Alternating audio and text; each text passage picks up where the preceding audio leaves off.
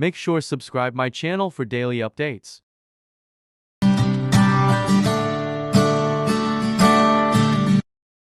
The test is in 4-part, Part 1, Part 2, Part 3, and Part 4. Now look at Part 1. Part 1. You'll hear a student asking for advice on her accommodation. First, you have some time to look at questions 1 to 6.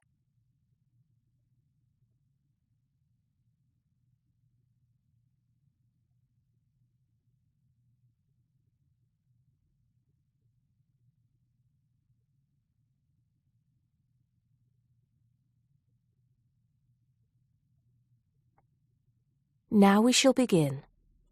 You should answer the questions as you listen, because you will not hear the recording a second time. Listen carefully and answer questions 1 to 6. Good morning. So, what can I do for you?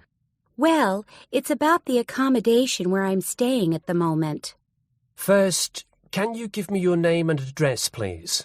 Yes, I'm Maria Dominguez, and the address is 12 Pine Tree Terrace. It's in Westcliff. I'm staying with 2 other students. There's actually 4 of us in the house, us 3 students and the lady who rents the house to us. So, is there a problem? Well, there are a few, actually. You know, I'm a first-year student, and though I lived away from home for a while when I was studying over the summer in Mexico City, I've never lived abroad, and it's a big change for me. The course is tough, but that's not the main difficulty. I'm coping with that up till now, anyway. The accommodation was arranged for you by our office, wasn't it? It's a nice place by the sea. Okay, but it's difficult. There are only a few buses, and it takes about 50 minutes. It's just so far away, and there's no way I can get back if I want to stay on after 7. And also the other thing is, there's nothing to do there. It's basically just a village. All my friends stay on campus. What about the girls you live with? Do you get on with them? Well, when I see them, but one of them is hardly ever there. Mostly she stays in a house with friends. They've got plenty of extra space, you see. The other girl is quiet as a mouse and hardly ever leaves her room. The landlady's friendly enough, though a bit forgetful, and she doesn't keep the place very clean. I don't have any real problem with her as a person, though. I understand it's rather far away, so I suppose you'd like us to find you a place in the halls of residence or closer by in the town. That would be good. You did say in your brochure that most first-year students are offered a place in halls. I think it actually said final-year students have priority there. They need the library facilities more for studying for their finals. Before you hear the rest of the conversation, you have some time to look at questions 7 to 10.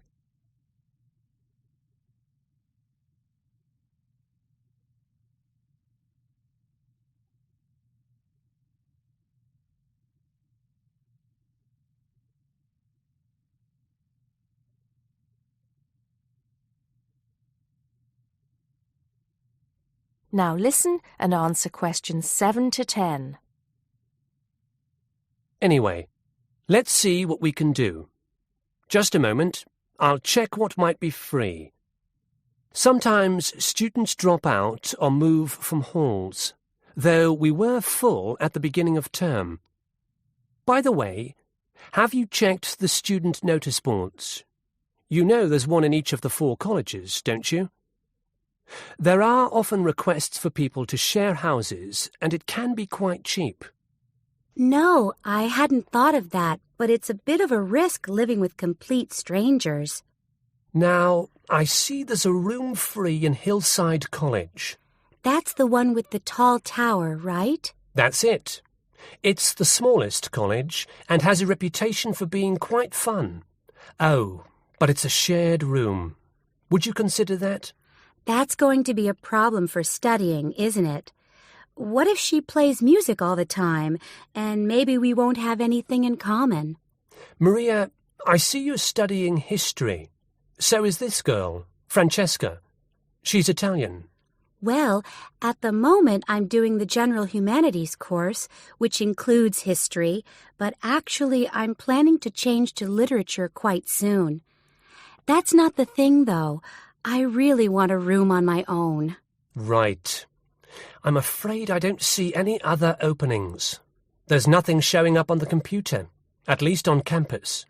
Well, if I have to stay where I am now, I'm going to find it more and more depressing. Here's one more thing we can try.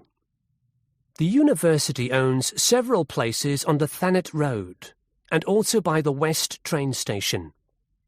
Both of these are about a 20-minute walk down the hill. They're not the newest of buildings, but I could check for you. Can you come back tomorrow? Oh, no, that's Saturday. What about Monday? Yes, sure. I'd really appreciate it if you could do something for me. Let's hope so. That is the end of part 1. You now have half a minute to check your answers.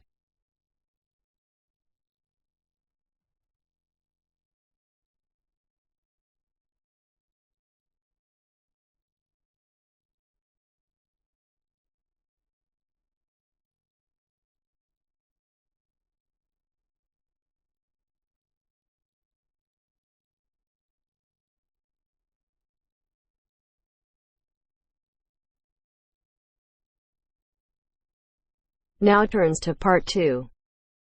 Part 2. You will hear a lecturer discussing the possibility of creating nuclear fusion. First, you have some time to look at questions 11 to 15.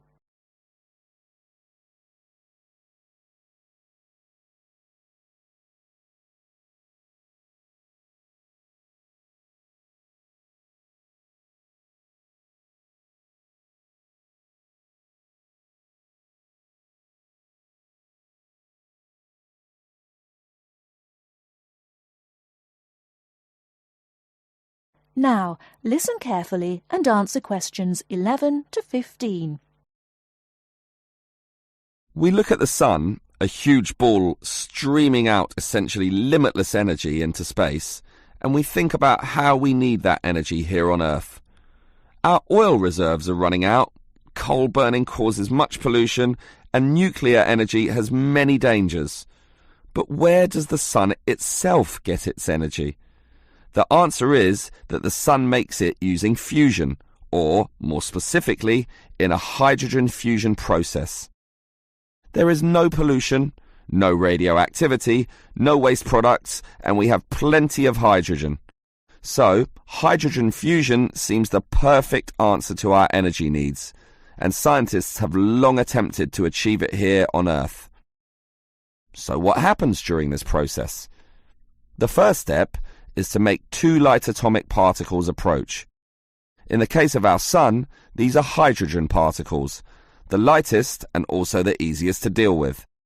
However, the problem is that the nuclei of atoms have electric fields, and fusion between these particles is opposed by their similar electric charge.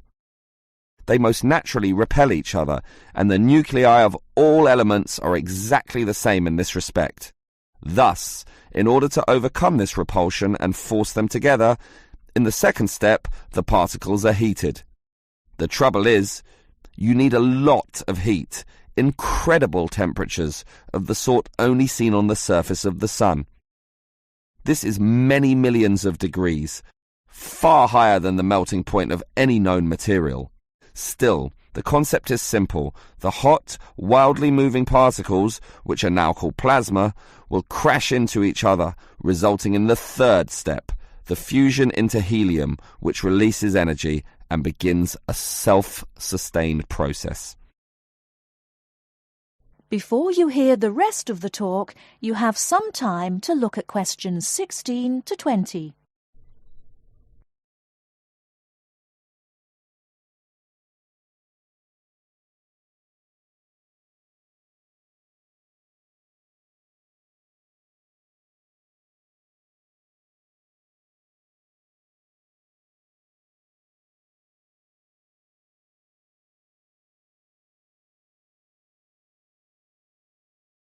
Now listen and answer questions 16 to 20.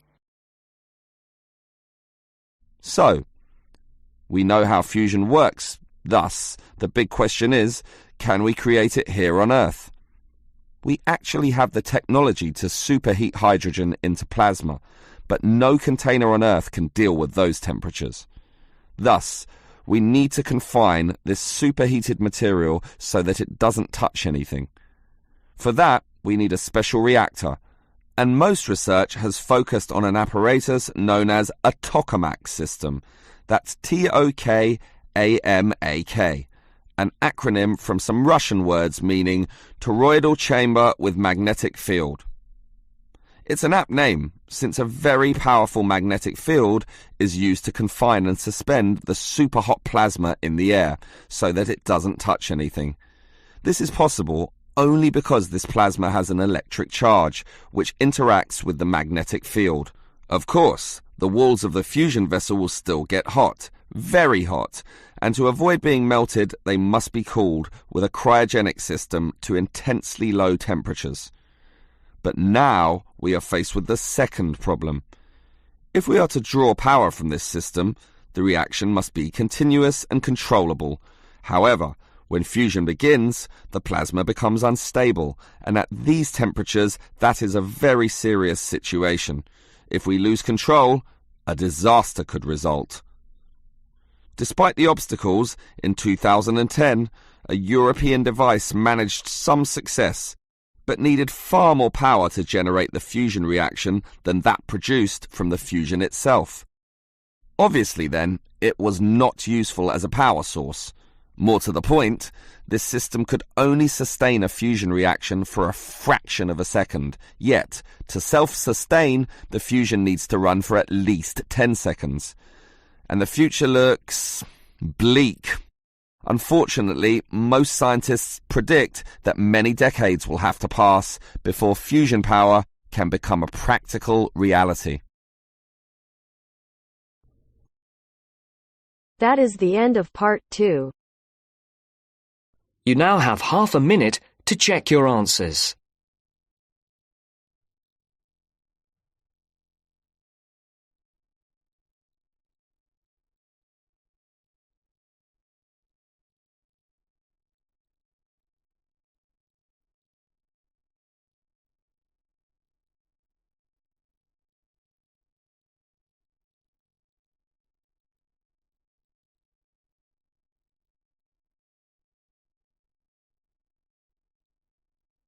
Now turns to part 3. Part 3. You will hear a student, Penny, talking to two friends, Ray and Louise, about a television competition Ray has entered called Travel Documentary. Before you hear the conversation, you have some time to look at questions 21 to 26.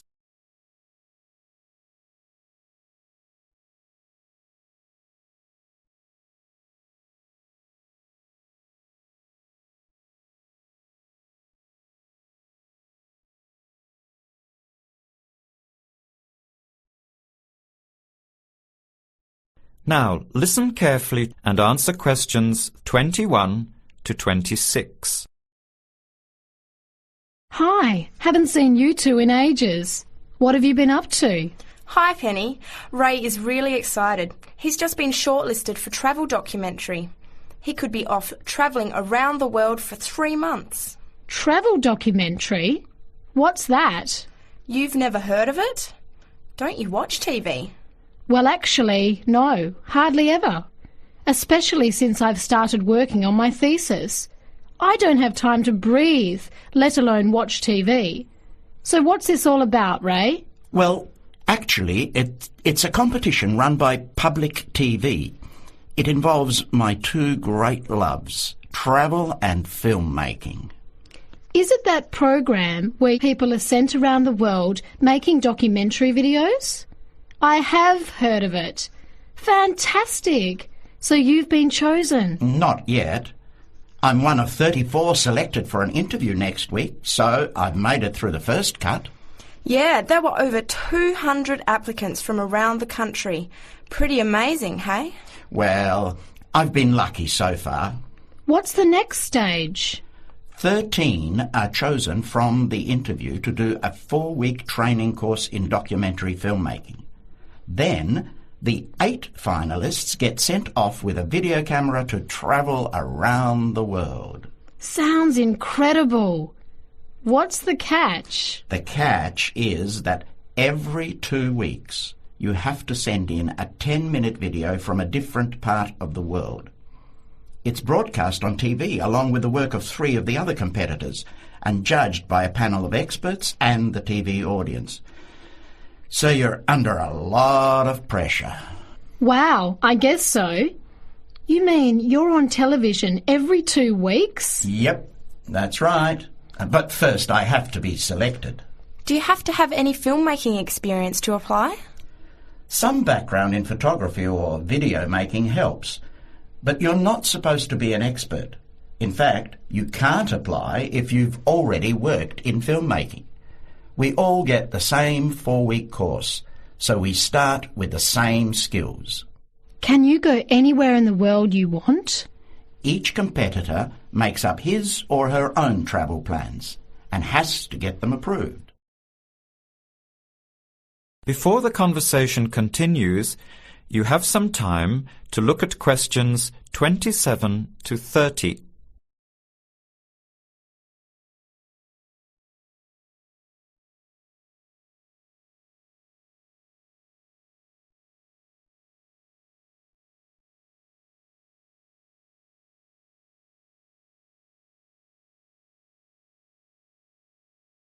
Now, as the conversation continues, answer questions 27 to 30. Have you talked with anyone else who has done it? As a matter of fact, just last week I met Sarah Price, a girl from here who did it last year. What did she have to say about it? She said it was the most amazing experience of her life, but it was really tough at times. I think you'd have to be really brave to take off like that alone with so much responsibility. It's not like going on a holiday, is it? No. 2 weeks in a country often where you can't speak the language to find a story, film it, organise all the editing. Then you're off to a completely different part of the world to start all over again. Pretty exhausting, but exciting too. What a way to see the world. What about Sarah Price? Did she have any bad experiences? She said the worst part was when she got some mysterious fever in Mongolia and thought she might have to be sent home. Fortunately, it got better, but she said it was scary to feel really ill when you're alone so far away. So what made you want to apply? When I saw the program on TV a while ago, I thought, this is for me. I've always wanted to travel, but needed to work for a year before I could even think about it. Then a new series started up. I thought, now's my chance. Don't you think you'll be lonely? I don't think I'll have time to be homesick. I'm more worried about having too much to do and not enough time to get things organised. So we might be watching you on television in the next few months? I hope so, if I'm lucky. When will you know for sure? They choose the final 8 in March. A month later, you're on your way. So do you have to pay anything? Nothing. It's all paid for. Course, camera, flights, accommodation and in-country travel. The budget is pretty tight though. No extras. I sure hope you get it. Then I'll be finding time to watch at least one program on television every week. That is the end of part 3. You now have half a minute to check your answers.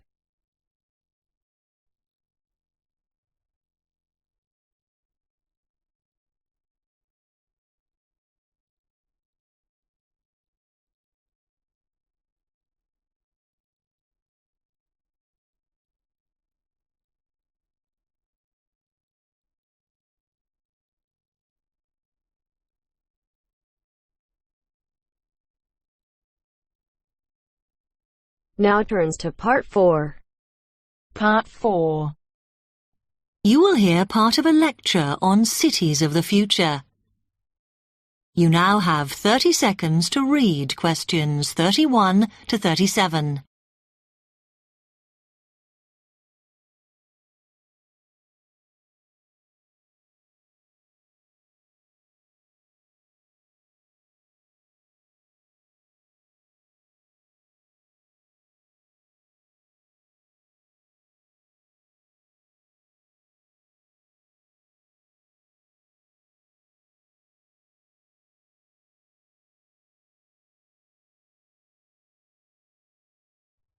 OK, we've been looking at how societies will develop in the future and at the increase in the size of cities. So I want to talk to you today about the key considerations in these cities of the future. There are 3 key elements I want to look at, and these are the new features they will have, issues of size, and the main problems to be considered. First of all, individual transportation will be a big factor in these new megacities as public transport becomes unmanageable.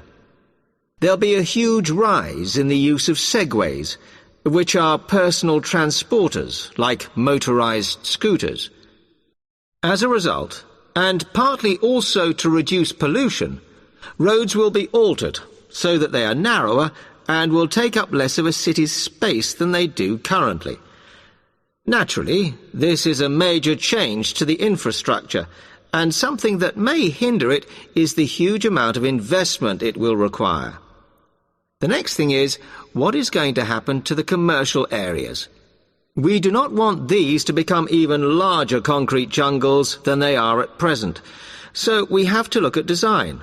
And current designs for city development include building gardens on the roofs of these buildings to make a more pleasant environment for workers.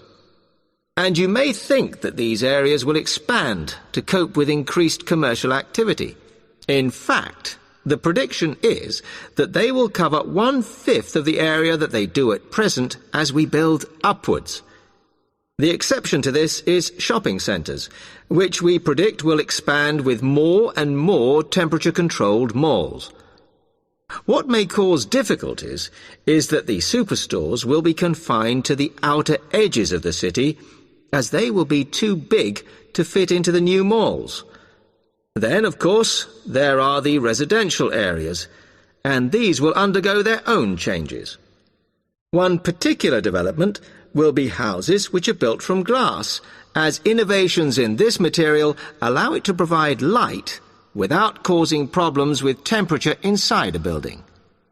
The residential areas will not be allowed to expand without limit, as happens in some areas at present, and their size will be restricted to a population of 15,000. One issue, which has yet to be resolved, and I'm not sure it ever will be, is how we manage to house older residents.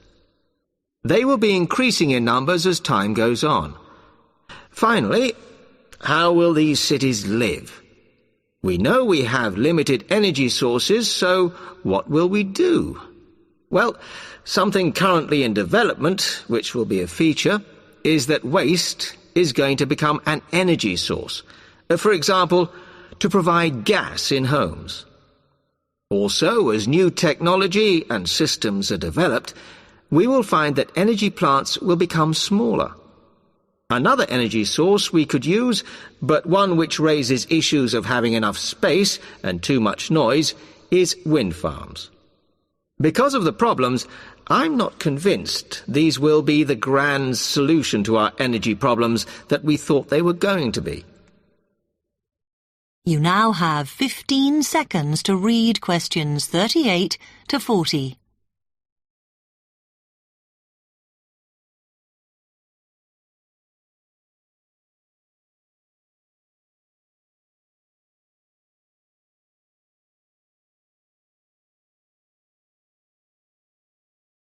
Now, moving on to looking at the social aspect of cities, we need to look at housing and how people will live.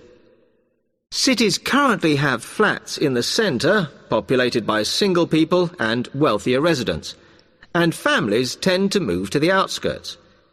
In the future, the centre of cities will see a dramatic change. We will see many more examples of cooperative buildings. This is where people join together to form a company that owns the building they live in. And despite continuing shortages, there will also be a rise in the provision of retirement homes in city centres, so that the elderly can have easy access to hospitals and shops. Recently, we have seen a levelling off in the growth of private housing, and I think that will not change. But we are likely to see more social housing, as far fewer people will be able to afford to own their own homes. OK, now, if anybody has any...